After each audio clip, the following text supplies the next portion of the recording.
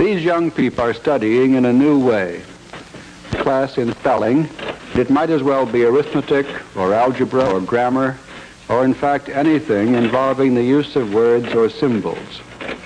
Each student is using a teaching machine, a device which creates vastly improved conditions for effective study.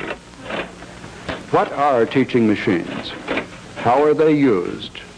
What can they teach?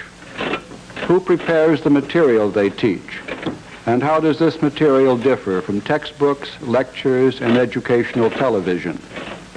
What impact will machine teaching have on school organization?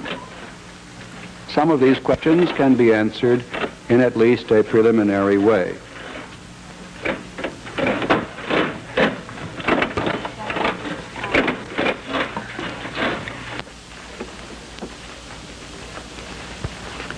I am B.F. Skinner, professor of psychology at Harvard University.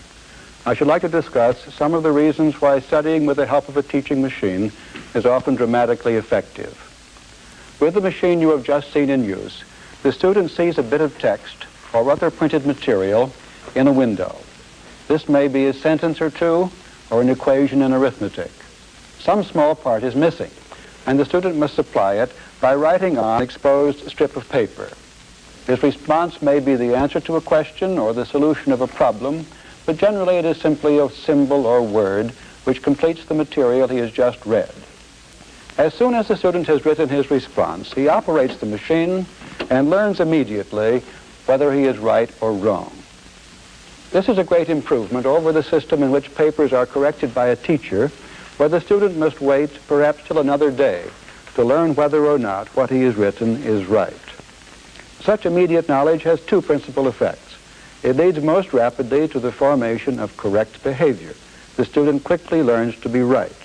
But there is also a motivating effect. The student is free of uncertainty or anxiety about his success or failure. His work is pleasurable. He does not have to force himself to study. A classroom in which machines are being used is usually the scene of intense concentration.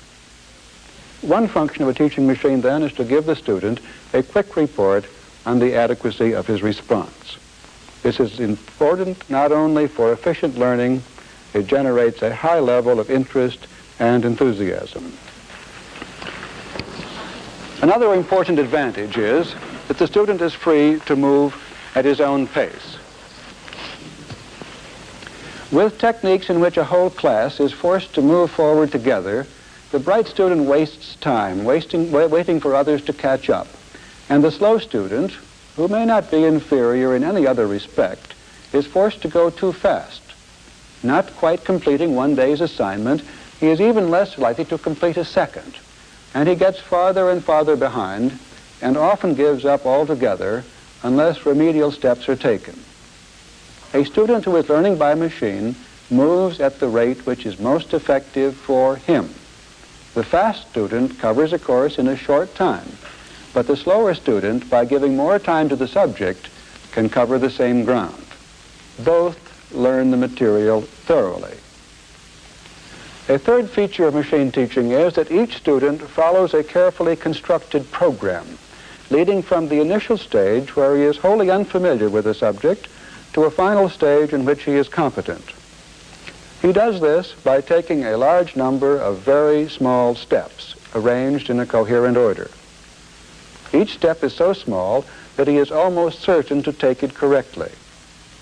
The material is designed to give the student as much help as possible. He is not in any sense being tested.